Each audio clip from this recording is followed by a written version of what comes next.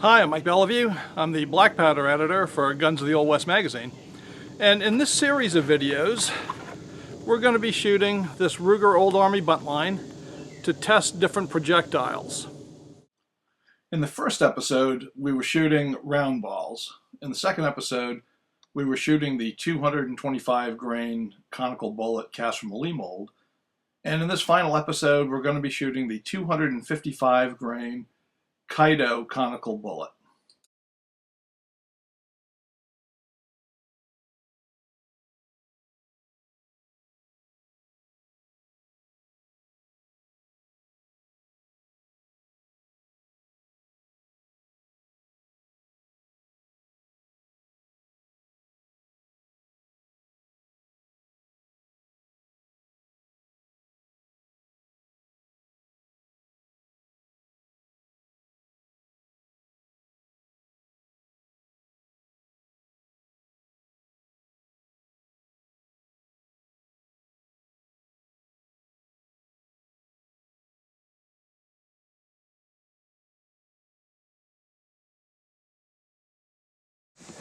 Well, the loading procedure for Kaido's custom conicals is pretty straightforward.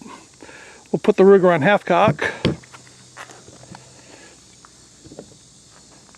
I'm going to pour a 35 grain charge of GoX black powder. This is 3F.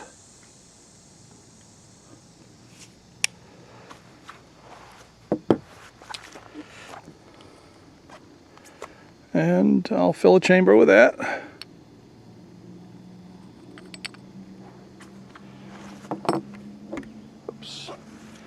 I don't need a wad with these. These are Kaido's custom conicals, 255 grains, and they've got a smaller loading band, I should say, than their driving band, which makes them easier to get started than some other conicals.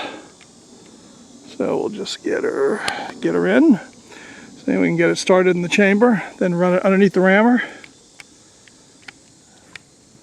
and send it home. And I'll tell you,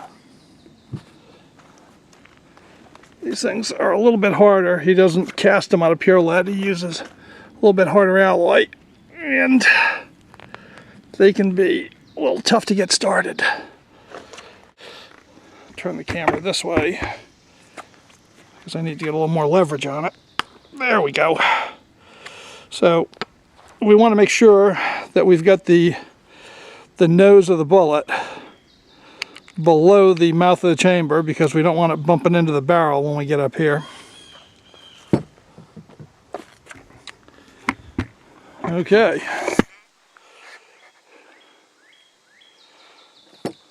So I'm going to do that 5 times, cap it up, and go shoot her.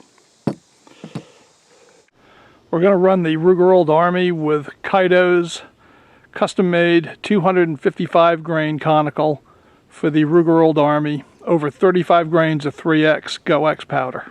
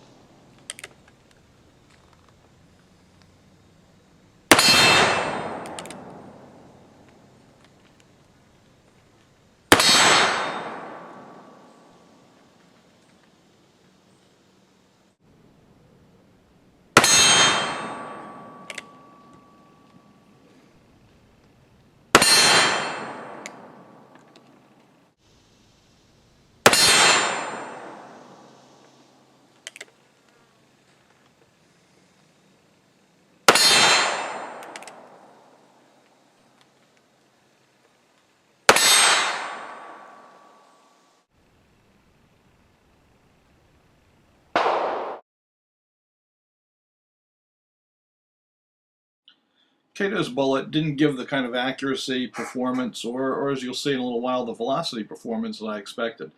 It didn't do as well as a similar bullet of his did in the 1860 Colt.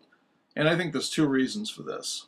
Reason number 1 is probably that the 90+ degree heat and 72 degree dew point had just tired me out so much that I wasn't shooting as well as I usually do, and I think that's my fault. The other issue, I think, is that the bullet is too long for the 30 grain powder charge. I really had to compress it to get it in, and I think that made ignition erratic because the powder was too heavily compressed. And we'll see, the velocities are relatively low with this. I think if I backed this off to a 30 grain charge instead of a 35 grain charge, it probably would have performed better.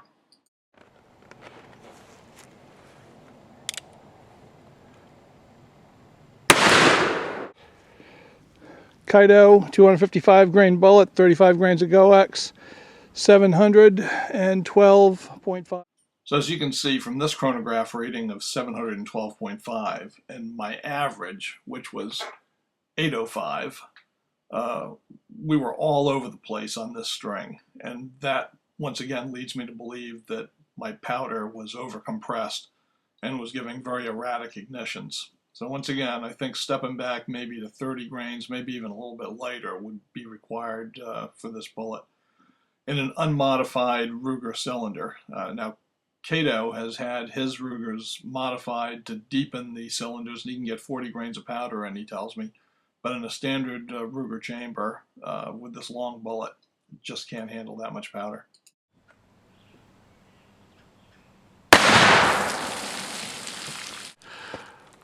Well, Kaido's big 255 grain custom conical went through all 10 water jugs and kept on going. So I may have to run another test when I've got more jugs, see how much power this thing really has, but obviously it will put quite a hurt on something. Well, the Kaido conical did not perform the best in terms of accuracy, velocity, or muzzle energy.